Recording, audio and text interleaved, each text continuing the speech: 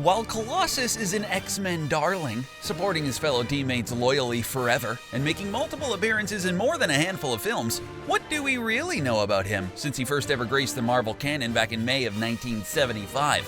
Damn, he's old. Fingers crossed we eventually get a Colossus movie, but until then there is the untold truth of Colossus. And just to warm you up, there are some spoilers, just a heads up. Don't say we didn't warn you. Before we delve into these facts, take a moment to subscribe to more from CBR. Now, let's get started. Go subscribe, seriously.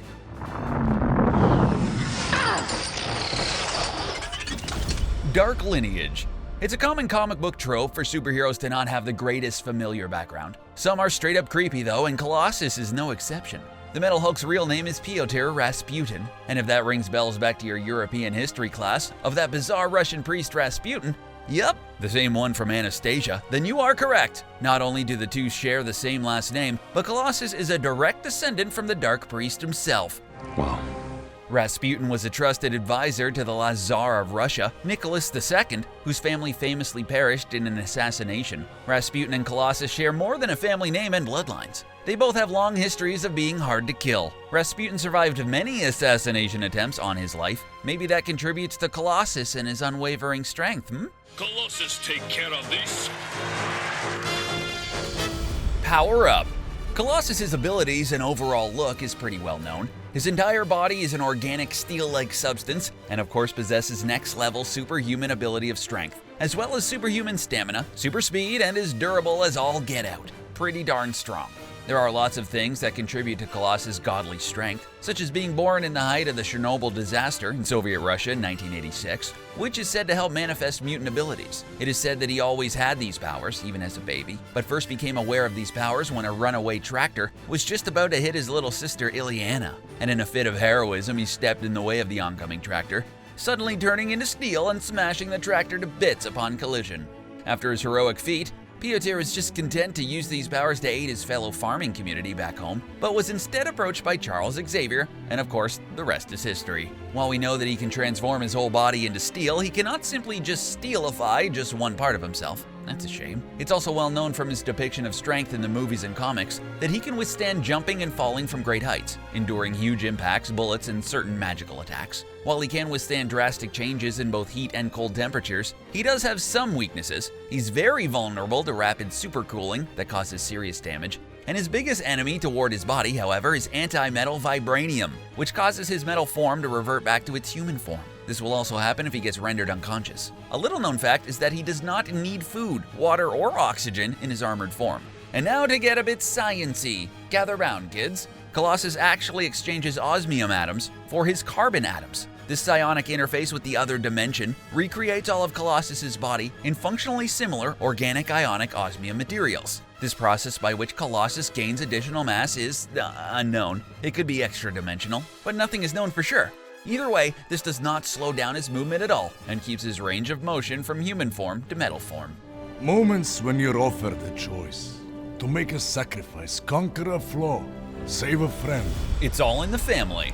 Remember what we said about crazy family backstories? Well, get ready for more. Pyotr's older brother is also a mutant. His name is Mikhail Rasputin, who was a former cosmonaut until his death. Well, not real death. Of course, it's comic books. His death was staged by the Russian government to cover up his mutant abilities, which are substance-altering and dimension-hopping. Woohoo! Sent on a suicide mission, he was the only surviving member of his crew and returned to Earth mentally unbalanced, harboring one serious god complex. Once Mikhail returned to Earth, he became the leader of the group, the Morlocks, but just ended up nearly murdering all of them by flooding the tunnels under New York City. Why? He went later on to form Gene Nation and established a citadel for himself on top of a massive mountain. Yeah, that sounds crazy. Declaring anyone who could reach the top as worthy to join him in Gene Nation, he deemed survival of the fittest as the only way to govern his society. Okay, yeah, that is one heck of a god complex. He was also known to collab with other villains such as Callisto, Omega Red, Apocalypse, and Mr. Sinister. So yeah, he certainly doesn't share the same sweet nature that his brother Colossus has. By way of some not-so-humble bragging, Mikhail suggested he'd kill thousands throughout the galaxy. A regular intergalactic traveler, it was thought that running around in space screwed with his sanity, but spoiler alert, turns out his mind was really being manipulated by a symbiotic entity. He also waged war with the X-Men on more than one occasion, although even after being brainwashed by Apocalypse, he could not bring himself to kill his brother Pieter. But Pieter and Mikhail weren't the only Rasputins who are blessed, or cursed, with superhuman ability. Remember Colossus' sister, the one who he saved from an oncoming collision with a tractor? Well, she's a mutant superhero too. Illyana Rasputin, who goes by the name of Magic, is the younger sister of Pieter and Mikhail. Her story started when she was 6 years old after being kidnapped by the supervillain Arcade, who used her and several other hostages to convince the X-Men to assist Arcade in opposing Dr. Doom. It's a super long story, never mind. Well, you better figure it out. She was then kidnapped once again, this time to the Limbo dimension by the evil sorcerer Belasco. As time works differently there, Illyana aged 7 years while trapped, having part of her soul corrupted by Belasco in order to bring forth the Elder Gods to rule the Earth. She was thankfully rescued by Storm and taught the ways of white magic, eventually going on to defeat Belasco with the aid of some of the other X-Men. She eventually went on to live with Pieter in the X-Mansion for a few years.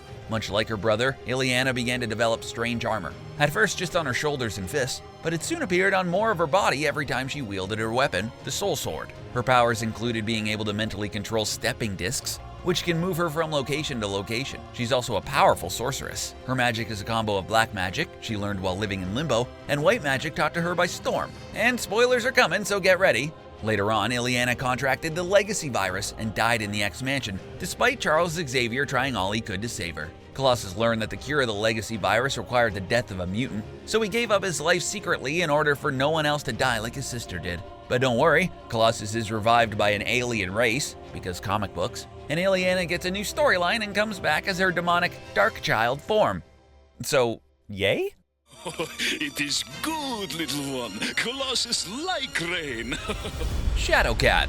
Lots of superheroes and villains alike have complex dating histories, and Colossus is no slouch in that department. Nice. Enter his girlfriend Kitty Pryde, none other than Shadowcat. Meeting after they battled the Hellfire Club Knights and the White Queen, they become fast friends. Through multiple battles, Pieter and Kitty were too shy to admit their feelings in this budding romance. Finally, after surviving an attack from an alien group, she and Peter grew closer and began to date. However, during the Secret Wars, Colossus became infatuated with the alien healer, Zaji, and believed his feelings for Kitty were not genuine, thus breaking the couple up.